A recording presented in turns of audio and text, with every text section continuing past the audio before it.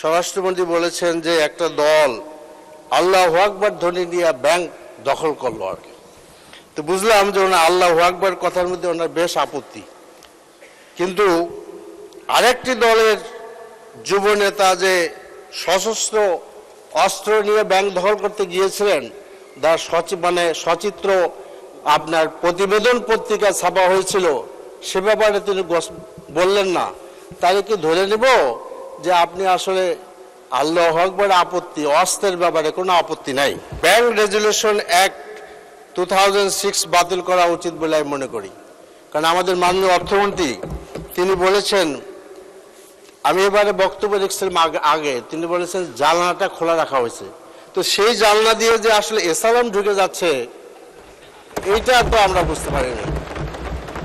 মাননীয় স্পিকার, এখানে আরেকটা কথা, আমাদের মাননীয় স্বরাষ্ট্রমন্ত্রী অনেক গুণে গুণান্বিত।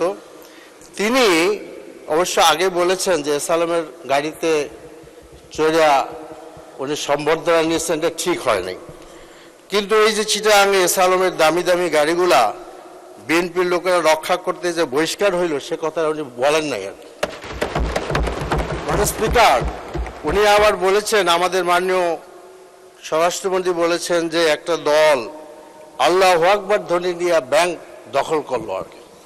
তো বুঝলাম যে ওনার আল্লাহু আকবার কথার মধ্যে ওনার বেশ আপত্তি, কিন্তু আরেকটি দলের যুব নেতা যে সশস্ত্র অস্ত্র নিয়ে ব্যাংক দখল করতে গিয়েছিলেন, তার সচিত্র আপনার প্রতিবেদন পত্রিকা ছাপা হয়েছিল, সে ব্যাপারে তিনি বললেন না।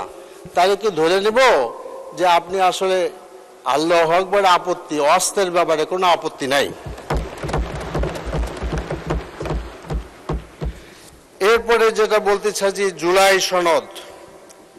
এই জাতি জুলাইয়ের আন্দোলনের মাধ্যমে এই সংসদ পেয়েছে, কিন্তু আনফর্চুনেটলি সেই গণরায়কে আমরা বাস্তবায়ন করি নাই। আমাদেরকে বলা হয়েছে যে সরকার এবং মাননীয় প্রধানমন্ত্রীর নেতৃত্বে অক্ষরে অক্ষরে পালন করা হবে। এটা আমি অবিশ্বাস করতে চাই না, কিন্তু ওই যে ছোটবেলায় বহু আগে সেই ধারাপাত পড়ছিলাম, আদর্শলিপি পড়েছিলাম, সেই অক্ষরগুলা আর এই অক্ষর অক্ষর যে কি, এটা আমি ঠিক বুঝতে পারছি না। কাজে আমার মনে হয় যে অবিলম্বে গণ রেফারেন্ডাম যেটা হয়েছে, সেটা যেখানে প্রায় 70% লোকেরা আপনার ভোট দিয়েছে, এটা অবশ্যই বাস্তবায়ন করা দরকার। এরপরে যেটা বলতে চাচ্ছি, চাঁদাবাজি। চাঁদাবাজির কথা, মানে এটার ভলিউমটা কোথায় গিয়েছে মাননীয় স্পিকার, যে একজন মাননীয় সংসদ সদস্যের ছেলে চাঁদাবাজিতে গ্রেপ্তার হইল। আমি ভাবলাম যে বাহ, শুভবুদ্ধি নিশ্চয়ই উদয় হয়েছে, নাহলে গ্রেপ্তার করা তো সোজা কথা না। মাননীয় এমপি সাহেবের ছেলে, পরের দিন দেখলাম মুচে লেখা দিয়ে ছাড়ে দিছে। এবং তাতে কি হবে, যারা সারা দেশে চাঁদাবাজি করতেছে তারা বলবে যে হ্যাঁ চাঁদাবাজি করো, একটাই শাস্তি, মুচে লেখা দিতে হবে। মুচে লেখা যদি দিতে পারো তাহলে মুক্তি পেয়ে যাবা। আমার এলাকায় কারণ বাজার, ফার্মগেট, শিল্পাঞ্চল, এই সমস্ত জায়গায় চাঁদাবাজি এখন ন্যাশনাল টকে পরিণত হয়েছে। জি জি জি জি আমাদের এখানে আমি আগেও বলেছি, বহু জায়গায় কারণ বাজারে এবং ফার্মগেটে এবং শিল্পাঞ্চলে চাঁদাবাজি আগেও সরকারি দলের লোকেরা করেছে, এখনো সরকারি দলের লোকেরা করে মানুষ। এবং আমি মনে করি যে এটা স্বরাষ্ট্রমন্ত্রীর প্রাইম রেসপন্সিবিলিটি এই চাঁদাবাজদেরকে ধরা। চাঁদাবাজদের কোনো দলের লোক না মানুষ। যদি চাঁদাবাজদেরকে ওন করা হয় সেটা ভুল করা হবে, সো চাঁদাবাজকে ধরা হোক।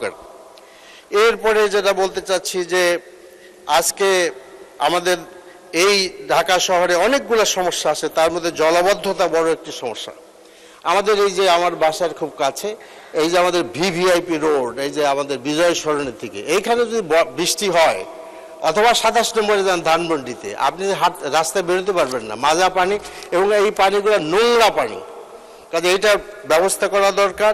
জলাবদ্ধতার অবস্থা এমন খারাপ যে আমাদের মাননীয় প্রধানমন্ত্রীর যে কার্যালয় আছে মাননীয় স্পিকার, এই কার্যালয়ের সুয়েজ লাইনটা হলো আমাদের হাতিঝিলের সাথে, এবং এখানে আমাদের শাহিনবাগ এলাকায় যে পাগলা মাজার এরিয়া ইয়ে আছে, এখানে রেলের একটি ইসে আছে।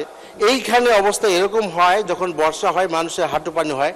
তা আমি রেলওয়ে মন্ত্রীর সাথে আলাপ করেছি, তিনি আমাকে আশ্বাস দিয়েছেন, আমি 2টা ডিও দিয়েছি ওনাকে এ ব্যাপারে, এবং ইজ ভেরি কাইন্ড, যে উনি আমি বলেছেন যে অচিরেই এটা দেখবো এবং আশা করি এটা সমস্যার সমাধান হবে।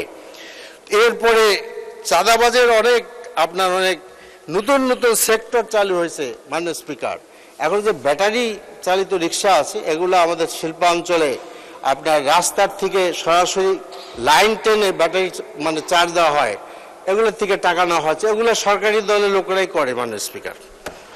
তো এরপরে আপনার এখানে পানি সমস্যা আছে এবং ওয়াসার পানি ঢাকাতে দুর্গন্ধময়, পানি ব্যবহার করা যায় না। ওই দুর্গন্ধময় পানিও লোকেরা পায় না। আশা করি এটা দেখা হবে। গ্যাস সমস্যা বিরাট সমস্যা ঢাকা শহরে, আমাদের এলাকার লোকেরা গ্যাস পাচ্ছে না। এরপরে আরেকটি কথা, যে এই কোরবানির ঈদের মাত্র 2 দিন বা 3 দিন আগে আমার বাসার কাছে যে কলমিলতা মার্কেট, সেখানে আগুন দিয়ে পুড়ে গেল আর কি। আমরা সবাই গেলাম বিভিন্ন সাহায্য সহযোগিতা নিয়ে, কিন্তু সিটি কর্পোরেশনের মার্কেটে আমার জানা মতে সিটি কর্পোরেশনের সহযোগিতা এখন পর্যন্ত পাওয়া যায় নাই। মাননীয় স্পিকার, এটা কি এই জন্য যেটা আমার বাসার কাছে বা আমার এরিয়ার মধ্যে, এই জন্য কি পেলাম না?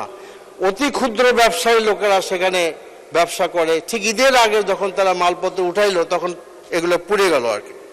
এরপরে আমার গণভবন এলাকা, এই যে এখান থেকে আমাদের জাস্ট কিচেন লেক এগুলো পার হলে যে গণভবন এলাকা, আমাদের এই সংসদের বহু কর্মচারী সেখানে থাকে, ছোট বড়, কিন্তু ওই আর্লি 62-তে করা এই গণভবন এরিয়ার বাসাগুলোর অবস্থা খুবই খারাপ।